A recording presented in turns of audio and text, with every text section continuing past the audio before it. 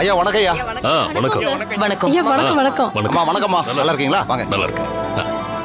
வணக்கம்.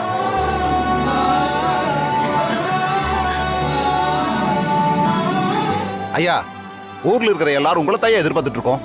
நீங்க வந்ததுக்கு அப்புறம் தான் ஐயா ஊர் திருவிழாவே களை கட்டி இருக்கு. ஐயா நல்லா இருக்கீங்களா ஐயா? நல்லா இருக்கும். நீங்க எப்படி இருக்கீங்க? எனக்கு என்ன ஐயா, நான் நல்லா இருக்கேன். நீங்க எப்படிமா இருக்கீங்க? நான் நல்லா இருக்கேன். உங்க எல்லாரும் இப்படி ஒரே இடத்துல பார்த்து எவ்வளவு நாள் ஆச்சுங்க ஐயா? எவ்வளவுதான் வேலை பிசினஸ்னு சுத்திக்கிட்டு இருந்தாலும் ஊருக்கு வந்து உங்க முகத்தை எல்லாம் பார்க்கும்போதுதான் என் மனசுக்கு நிறைவா இருக்கு.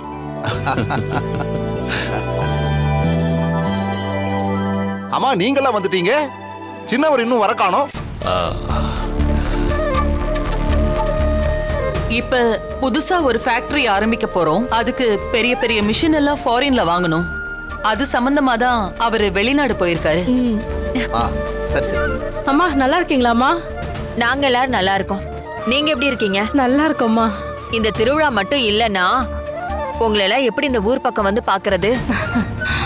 ஷோ, இந்த பட்டிக்காட்டு பக்கமே வரக்கூடாதுன்னு நினைச்சிட்டு இருந்தா ஆனா உனானா ஏதாவது சொல்லி இங்க மறுபடியும் கூட்டிட்டு வந்துடுறாங்க. இங்க இருக்கிற மூஞ்சிங்களை பார்த்தாலே இரிட்டேட்டிங்கா இருக்கு. ச்சே. சரிங்க ஐயா, வாங்க போலாம். வாங்க எல்லாரும் வாங்க.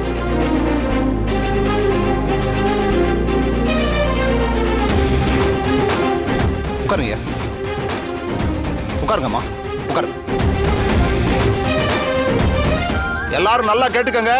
நம்ம ஊர்ல நடக்கிற வேப்பிலை திருவிழாவுல காப்பு கட்டி எல்லா காரியங்களையும் நல்லபடியா நடத்த போறது நம்ம ஆவுடைய பையா தான்.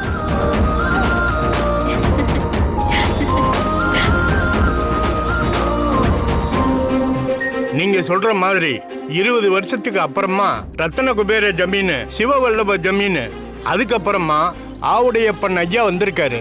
இந்த ஜமீனோட பரம்பரை அப்படியே தொடரணும். அதனால இந்த முறை வேப்பல திருவிழாவை நம்ம ஆவுடையப்பன் ஐயா தான் ஏத்து நடத்தணும். அது எப்படிப்பா முடியும்? 20 வருஷமா இவங்க நம்ம ஊர்லயே இல்லையே. அது மட்டும் இல்லாம இவங்க அசலூர்காரங்க ஆயிட்டாங்க. உள்ளூர்காரங்க மட்டும்தான் பூஜை செஞ்சு அம்மன் கோயில விரதம் இருந்து இது எல்லாத்தையும் பண்ண முடியும்.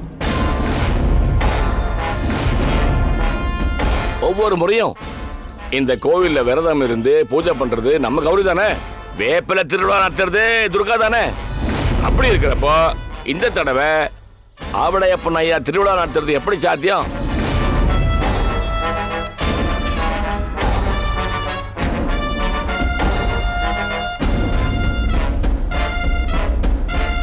ஆமாமா, அது என்னமோ உண்மைதானே. நம்ம பேசுறதெல்லாம் வாய் வார்த்தைக்கு நல்லா இருக்கும், ஆனா யதார்த்தத்துக்கு ஒத்து வரணும்ல. யதார்த்தத்துக்கு ஒத்து வந்தா மட்டும்தான் நாம எல்லாத்தையும் பண்ண முடியும். ஆவுடையப்பன் ஐயா இத்தனை வருஷம் கழிச்சு வந்ததுனால நாம எப்படி அவர்கிட்ட இதை திடீர்னு தூக்கி கொடுத்துட முடியும்? என்னப்பா இப்படி பேசுறீங்க? அவங்க ஜமீன் தான் இந்த திருவிழாவையே முதல்ல ஆரம்பிச்சு வச்சவங்க. இத்தனை வருஷம் கழிச்சு மறுபடியும் அந்த பழைய முறைப்படி அவர்கிட்டயே இந்த பொறுப்பை கொடுக்கலாம்னு நினைக்கிறோம். இதுல என்ன தப்பு இருக்கு? இல்லைங்க, துர்கா கிட்ட கொடுத்து இத துர்கா பண்றதா சரியா இருக்கும்.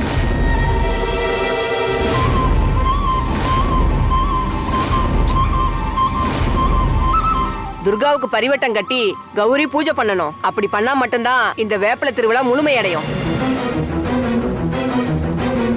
அதுக்கு முதல்ல அந்த துர்கா இங்க வரணுமே. ஏன் துர்காக்கு என்னாச்சு? எங்க இருந்தாலும் துர்கா வேப்பில திருவிழாவுக்கு இங்க வந்துரும். இந்த மாசாணி அம்மன் அருளால எங்களுக்கு விவரம் தெரிஞ்ச நாள்ல இருந்து இதான் நடந்துகிட்டு இருக்கு. நீங்க சொல்றது எல்லாமே ஒரு பக்கம் சரியா கூட இருக்கட்டும். ஆனா துர்காவுக்கு இப்ப உடம்பு சரியில்லையே. அவளால எந்திரிச்சு கூட நிக்க முடியல.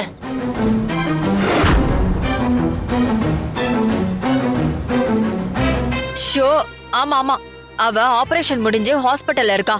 அவளால எப்படி இங்க வர முடியும்? அவ இங்க வந்தாதானே முதல்ல திருவிழா நடத்த முடியும். அவ வராம எப்படி? ஆளுக்கு ஒண்ணுன்னு பேசாதீங்க.